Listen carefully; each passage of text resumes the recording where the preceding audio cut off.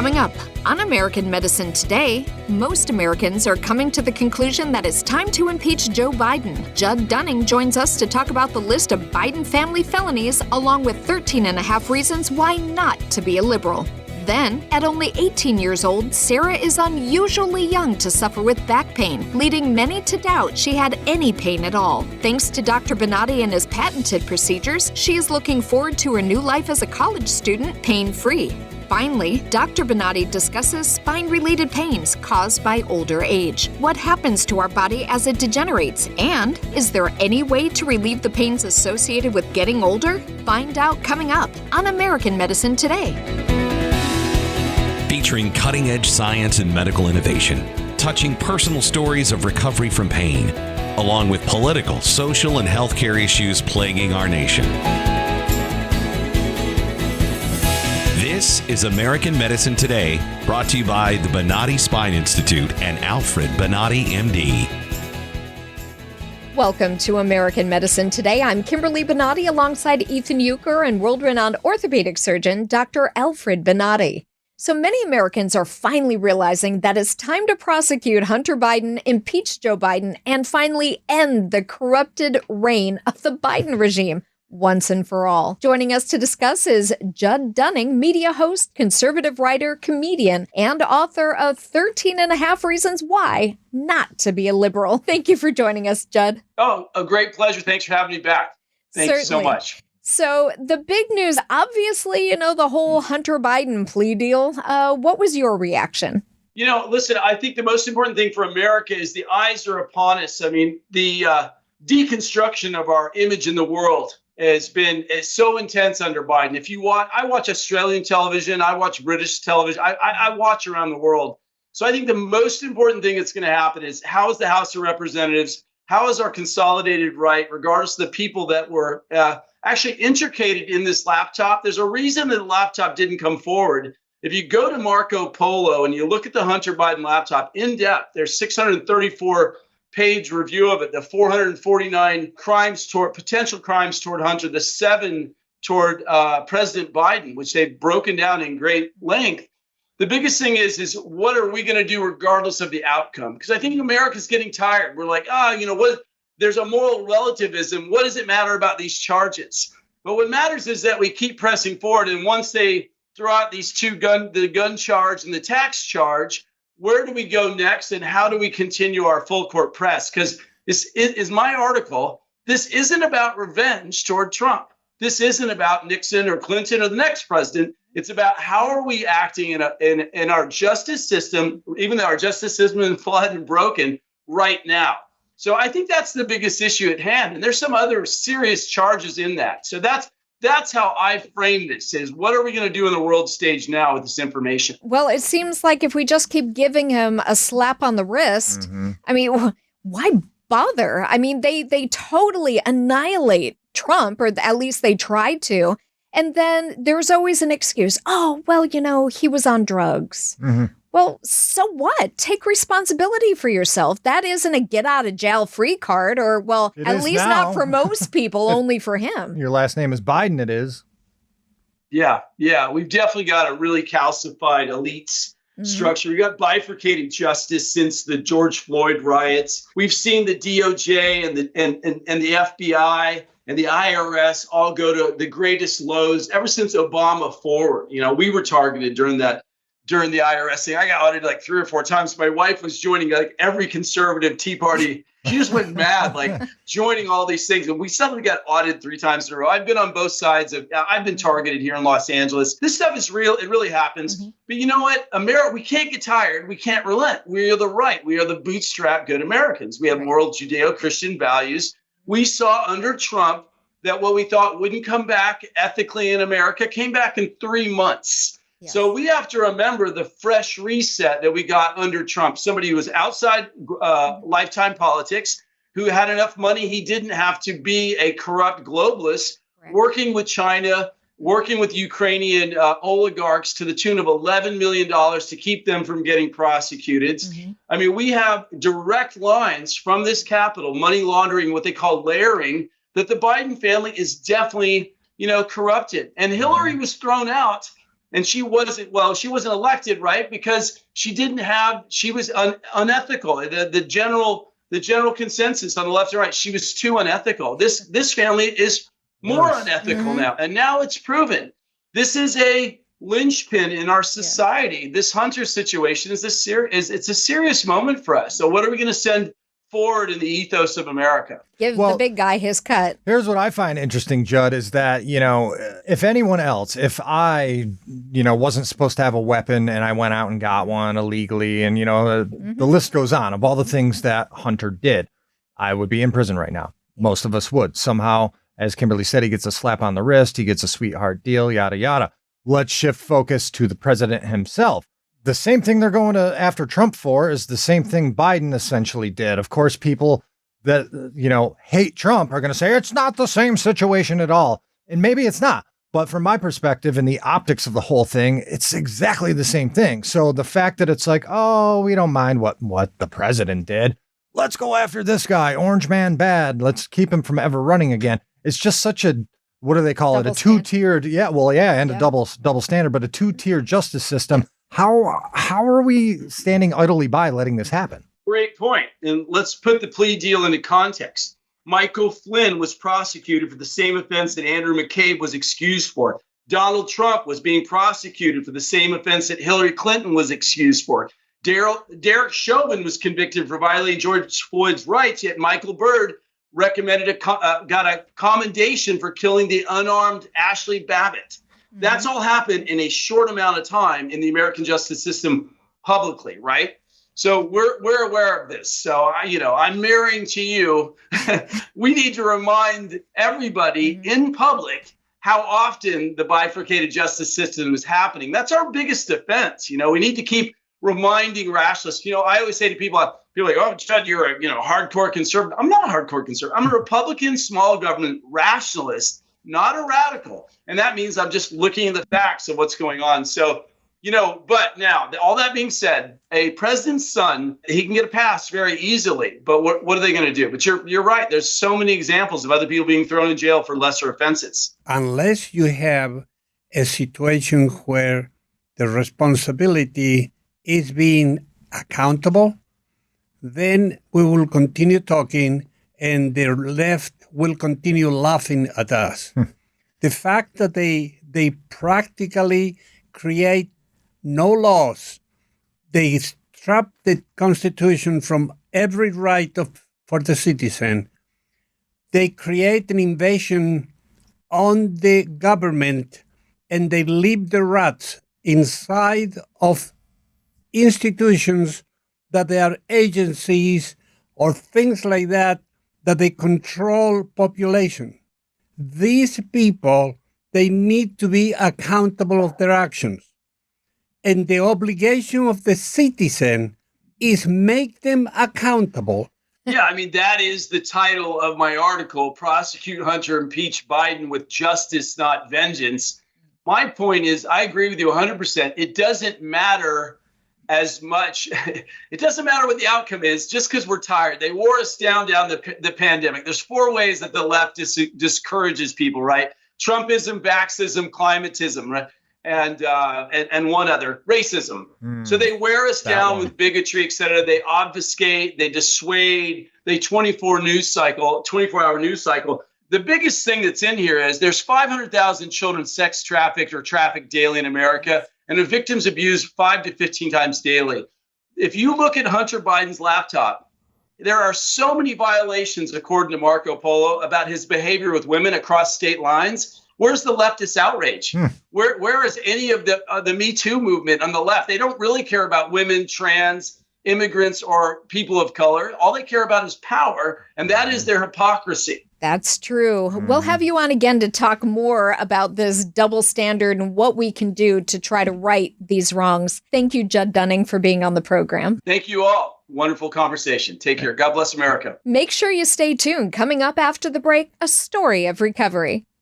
Two neurosurgeons couldn't figure out anything that was wrong with me or what I would need surgery for. Dr. Bonati, without even seeing me, knew I was hurting, knew they could help me. First time I came in here was Monday, and today is Thursday. I've had 2 surgeries and am doing fantastic. I'm still in shock that I can walk. That's all within 4 days. Visit askbonati.com. My name is Sarah Nash. I'm 18 years old, and I'm from Eastern North Carolina. I love animals, and I'm going to Mount Olive for animal science. Ridden horses, shown goats, the whole livestock thing. I own rabbits. So that's pretty much my entire free time, besides just, regular house chores. My uncles and my aunts and everybody on my dad's side of the family has back issues. Sarah is unusually young to suffer from lower back pain. This led many around her to doubt the severity of her issues. Whenever I would get off work, I just had to go lay down. I couldn't really move, but if it was a weekend and I didn't really do much of that stuff, and it's hard being like that, being so young, because everybody else they think I'm just getting out of work. My back hurts, I can't do that. Like, animals is something that I'm really passionate about, so like I'm not trying to get out of it. It's just I'm hurting and I don't want to, so like I'd say as little about it as I could, but at the same time, it was really bothering me at home, and I couldn't do anything after work. Like, I couldn't vacuum my house, and I couldn't mop my floor or do my laundry. So it was kind of that was it for the day. Where we live, the doctors and everything, I'm not sure if they really looked at my MRI, because it took me 1.5 years. I've been dealing with it, and it's gotten worse every day. I've gotten an MRI back at home. I've done the physical therapy, the injections, I've gone to rheumatology. I just felt like they were just sending me different places, juggling me so somebody else could deal with me, and it would hurt after physical therapy and on the ride home and everything. After trying conservative treatments with no relief and getting the runaround from doctors in her hometown, Sarah started to consider having surgery at the Bonati Spine Institute. I first came here to the Bonati Institute when I think I was a freshman in high school, because my grandma had surgery, and I really liked the area in Hudson. There's a few places that I really love going when I'm here, and we had a fun experience, because the first time we came, we we stayed in a hotel. I guess I just got familiar, and the people, like when we walked in, they already know your name and everything. Upon arriving at the Bonati Spine Institute, Sarah was provided a physical exam and sent for updated MRIs at the on-campus imaging center. A short while later, she met with the surgeon to review her images and discuss a customized surgical plan to eliminate her lower back pain. It's really convenient, because you don't have to, if they decide they want you to get an MRI, you just walk over there and get an MRI. And the people are really nice everywhere, and you see some of the same faces that are in the, doing the MRIs and in the operation rooms and out in the waiting area. Like, it's kind of the same people, so you already pretty much know everybody. You're not going into a completely different place, and they already know you. Because one thing that aggravated me before was having to tell the same symptoms and the same everything to just a bunch of different people and never getting anything done. Like, after 1.5 years at home, trying to figure out what was wrong with me, I came here, and the first day at Bonati, it took like a few hours to get a diagnosis that I didn't have at home. The exclusive Bonati spine procedures are performed on an outpatient basis, utilizing conscious IV sedation, where the patient remains awake and communicating with their surgeon to pinpoint their source of pain and eliminate it, before they leave the operating table. My first surgery was the left side L4, L5. I had a bulging disc in both levels that I had surgery on. I was awake during it. No pain here? No pain there. No pain here? No pain there. Nothing here? No. All right. It was kind of weird seeing the inside of your back on the screen. And I would ask him, the anesthesiologist, he was sitting in front of me, I would ask him, what is that? What are they doing now? And he would try to explain it to me. Like, since having the surgery, I still have some surgical pain. Like, I haven't felt the same pain in the front of my legs or going down my legs. It's all, the pain that I feel now is just, I can tell it's surgical and kind of is local to the incisions. After a brief stay in the recovery room, patients are asked to walk, and then they're free to head home or to a nearby hotel to continue with walking therapy and have a follow-up appointment scheduled the next day. It's kind of weird. I mean, I've never had any other types of surgery or surgery on my back, surgery in general, but I know people don't just get up and walk out during surgery usually, so it was kind of weird. Like, I felt like the process was kind of fast forwarded, and I could get in the car and ride home, and after I walked, which wasn't long, just walk on the other side of the room and then put my clothes on and head out. After surgery, they told me that walk 40 minutes a day, and if you can't do it all at once, do it in increments, because walking is the best physical therapy, is pretty much what she said word for word. But and then, you know, ice, rest, walk. I didn't hear anything about back braces or anything like that. Just walking, doing what you think is best for you, knowing your limits, don't overdo it, don't pick up anything that's too much. Just let your body heal. I would definitely recommend Bonati to anybody I know that has back pain, because it was a really quick process. It took no time, and it was all in 4 days.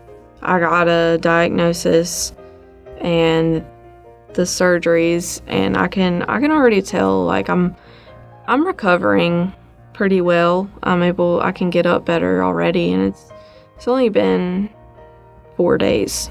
It was just, I wasn't nervous at all. I was confident in everything, and I'd feel good recommending it to somebody I know. Sarah is excited to return home to play with her dogs, work around the house, and start a new life as a college student, all pain-free. When I get home, I'm looking forward to seeing my dogs, laying on the floor with them, hugging them. I like throwing toys for them, little tug-of-wars. I'm looking forward to being able to do just everyday tasks without thinking about my back pain. Like, I wasn't used to doing that before. It affected everything that I did. I haven't been able to really sit in a chair for a while. Sitting for long periods of time would aggravate me, and I'm about to go to college, so I kind of need to sit in a chair in a classroom. So I guess I'm looking forward to being able to sit in a classroom without having to stand up or walk around, just sit there like a normal person.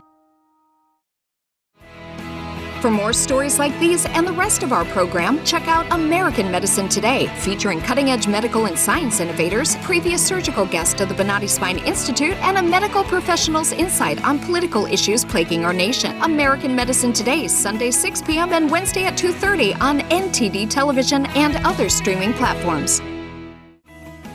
I think everybody was shocked, like, really, you had surgery today? I had a drain tube. I was at my desk doing payroll for 200 employees, worked till night.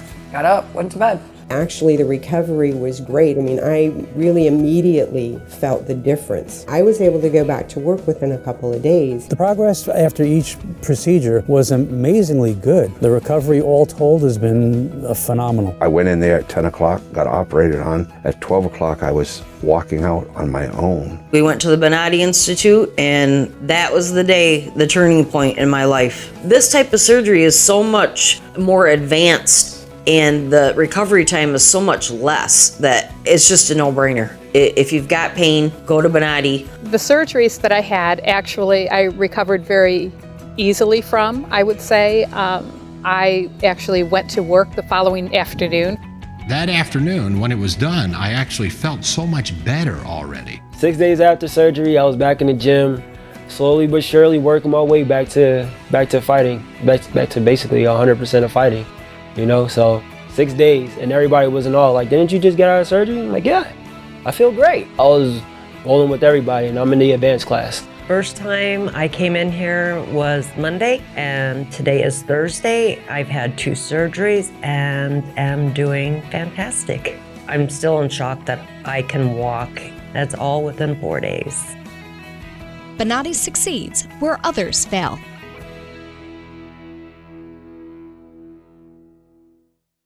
Welcome back to American Medicine Today. I'm alongside Dr. Bonati, and he's going to address why 60 and up suffer with some of the worst spine trouble. This population is healthier. Right. And at the same time can live more years.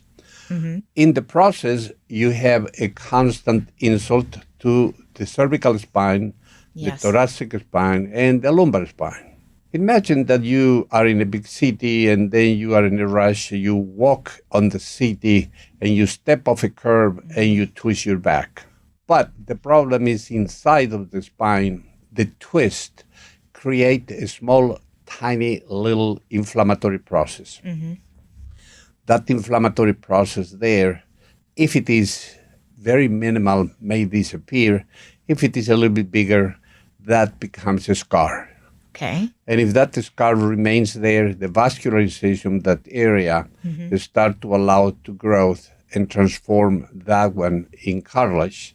And the cartilage is being transformed to bone. So when you hear that, that's when all of a sudden the spinal canal starts narrowing, right? Because the nerves become impinged? A lot of times doctors say you have a pinched nerve. Right. Other times they said, well, you do have some bulging disc, or you have a herniation. All these things are nothing more than changes that happens in the structure between the disc and the bone. Okay. But the canal for the nerve is being affected. And what happens to the canal if it's affected with impingements for many years? Well, when that happens, there are 2 different canals. One is the central canal, where the major structure is located, and then we have a lateral exit of the canals. The ones that they are being affected primarily are those small nerves that they are exiting the canal.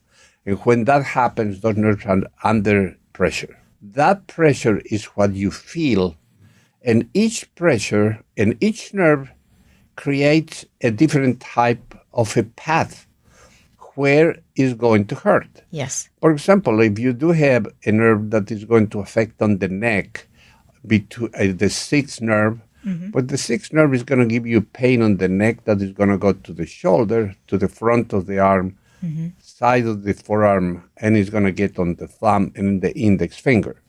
So you know exactly where that area is now being affected. Then if you're going to solve the problem surgically, you know where you need to go. Yes. That population that is getting older and older is affecting more and more the structure of that canal, the central canal and the neural canal. Okay. And when that happens, you develop what we call a spinal stenosis. And the spinal stenosis, unfortunately, the piece of bone that is growing inside grows farther and farther and farther. But the majority of the time, the spinal stenosis is going to give you back pain. Okay. So what happens is you're going to say, when I sit and when I lie down, I'm not so bad. But when I walk in the first 5 minutes, or when I stand up straight in the first 5 minutes, I start to have some back pain. Right. And then the back pain becomes from just a mild back pain that every one of us has if they're standing up for too long, to a very agonic, terrible back pain that force the people to lie down or to sit. If that continues for a while, will that lead to paralysis? Well, if your nerve is now being pinched, depend at which level is the pressure. If the pressure is in the area where is the spinal cord, then you have a real problem. If the level is just in one nerve, then you have a radiculopathy that is affecting only one nerve, and then will affect the path of that specific nerve.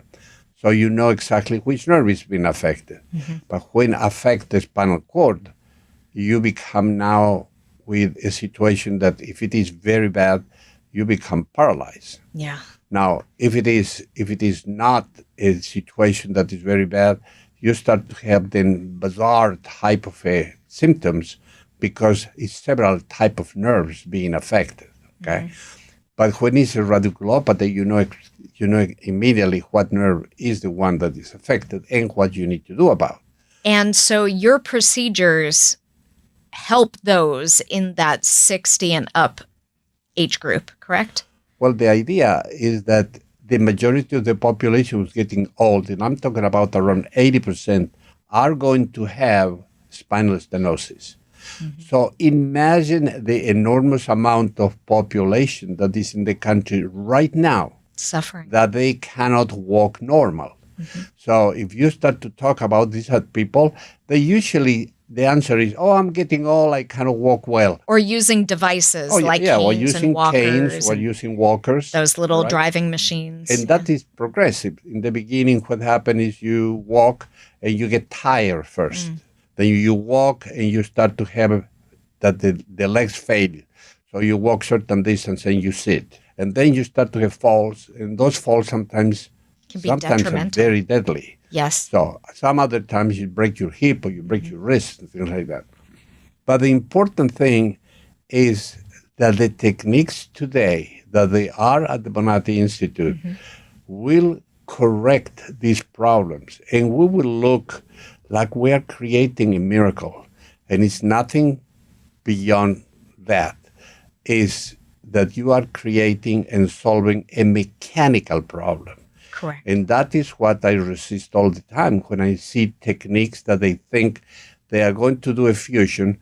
They forgot the pathology of the patient. Yes. They do a fusion, and what they do is they compress farther the area that should be free and instead to be under pressure. And it's of no benefit to the patient. We'll be continuing to talk about the benefits of the Bonati Spine Institute and the patented Bonati Spine procedures.